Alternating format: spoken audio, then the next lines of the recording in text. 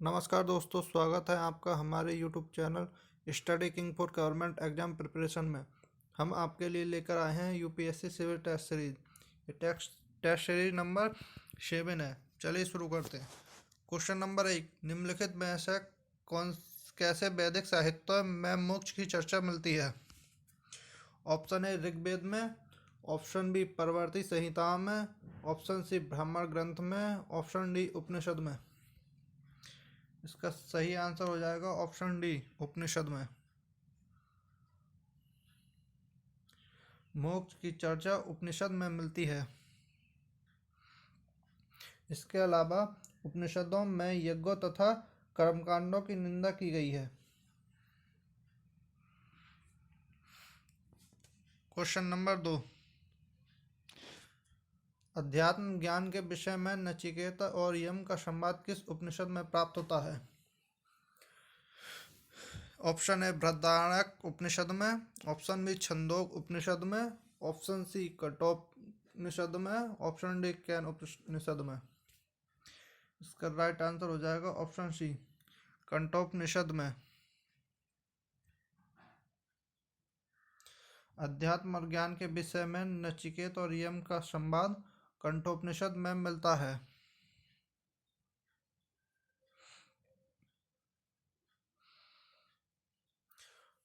उपनिषद काल के राजा अश्वपति शासक थे। ऑप्शन ए काशी के, ऑप्शन बी केकय के, ऑप्शन सी पांचाल के, ऑप्शन डी विदेह के। इसका राइट आंसर हो जाएगा ऑप्शन बी केकय के। राजा अश्वपति केकय के शासक थे। क्वेश्चन नंबर 4, आरंभिक वैदिक साहित्य में सर्वाधिक वर्णित नदी है? क्वेश्चन ऑप्शन ए सिंधु नदी, ऑप्शन बी सुतुद्री नदी, ऑप्शन सी सरस्वती नदी, ऑप्शन डी गंगा नदी। इसका सही आंसर हो जाएगा ऑप्शन ए सिंधु नदी।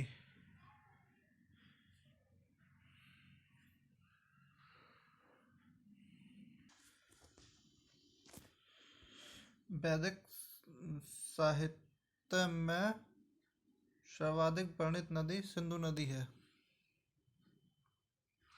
इसके अलावा वैदिक संहिता में 31 नदियों का उल्लेख मिलता है, जिसमें से ऋग्वेद में 25 नदियों का उल्लेख है, किंतु ऋग्वेद के नदी सूक्त में केवल 21 ही नदियों का वर्णन मिलता है। क्वेश्चन नंबर 5, वैदिक नदी अस्किनी की पहचान निम्नलिखित में से एक के साथ की जाती है? ऑप्शन ए ब्यास नदी, ऑप्शन बी रावी नदी, ऑप्शन सी चेनाब नदी, ऑप्शन डी झेलम नदी। इसका राइट आंसर हो जाएगा ऑप्शन सी चेनाब नदी। वैदिक नदी अस्किनी की पहचान चेनाब नदी से होती है। क्वेश्चन नंबर 6, ऋग्वेद में निम्नांकित किन नदियों का उल्लेख अफगानिस्तान के साथ आर्यों के संबंध का सूचक है? Option A Asikni, option B Parushni, option C Kumbha Krumu, option D Vipasha Sutudri. इसका सही आंसर हो जाएगा ऑप्शन सी कुंभा किरमु। ये ऋग्वेद में उल्लेखित अफगानिस्तान के साथ आर्यों के संबंध के सूचक में कुंभा क्रुमु नदियां हैं।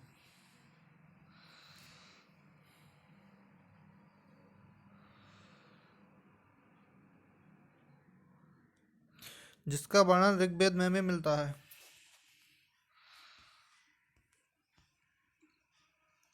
क्वेश्चन नंबर 7, वैदिक नदी कुंभा का स्थान कहाँ निर्धारित होता है? ऑप्शन ए अफगानिस्तान में, ऑप्शन बी चीनी तुर्किस्तान में, ऑप्शन सी कश्मीर में, ऑप्शन डी पंजाब में। इसका सही आंसर हो जाएगा ऑप्शन ए। वैदिक नदी कुंभ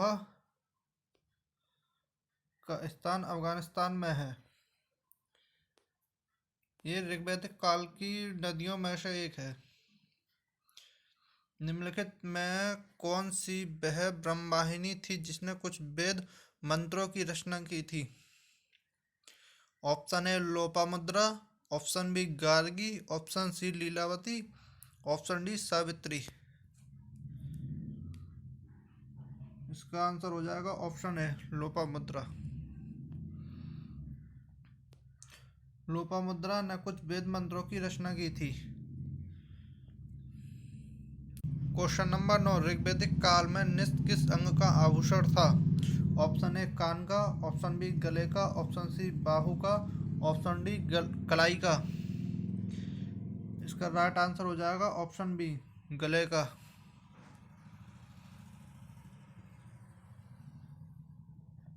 ऋग्वैदिक काल में निष्क गले का आभूषण था, लेकिन कभी कभी इसका लेन देन वस्तु विनिमय के रूप में भी होता था। क्वेश्चन नंबर 10, प्राचीन भारत में निष्क को किस नाम से जाना जाता था? ऑप्शन ए स्वर्ण आभूषण, ऑप्शन बी गाय, ऑप्शन सी तांबे के सिक्के, ऑप्शन डी चांदी के सिक्के। इसका सही आंसर होगा ऑप्शन ए स्वर्ण आभूषण। प्राचीन भारत में निष्क को स्वर्ण आभूषण कहा जाता था।